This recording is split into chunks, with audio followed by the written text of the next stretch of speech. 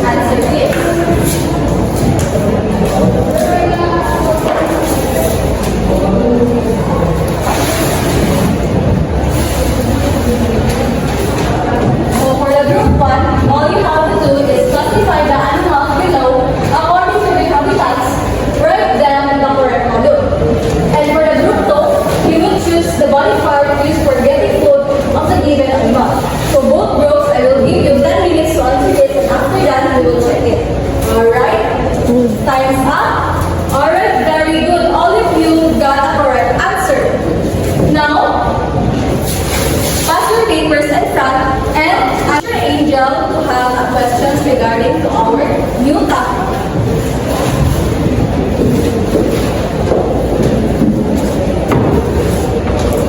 The class teacher Angel will ask a lot of questions regarding the activity. Number one, what are the body structures and why they are important for animals? Yes, Ira? Very good. Did you agree that, Risha? Alright, very good. And questions? What are how do body structures help animals to survive in their environment? Yes, Michelle? How do you say so? Alright, did you agree that, John Lloyd? Very good. Let's give them a round of applause. Now, teacher Angels, I have another activity.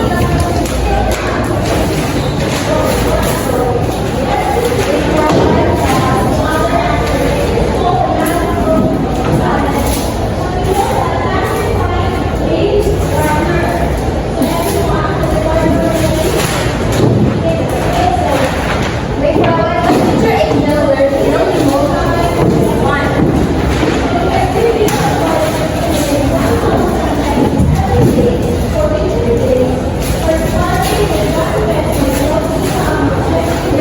Your activity for today's class is body structures of animals for adaptation and survival. Directions. Choose the correct answer and write a letter of your choices. I will give you 5 minutes to finish this activity, and after that, we will check it. Alright, are you done, class? Please pass your paper here in front. Now, teacher Cassie for the remaining activity. Okay, for our next activity, we will have a assignment. Our assignment is how body structures help them survive. I need you to bring out your big notebook and I want you to copy and answer this. I'll give you 5 minutes class. Okay, very good. And now, Miss Trisha for other matters. Alright, class? Pupils, did you learn something today? Alright, very good. So now let's go back to our learning objectives if we really attain it. So the first one, did we obtain the identifying of specific body structures enable animals to adapt and survive in a particular habitats? Alright, very good. Next, appreciate the importance of animals adaptation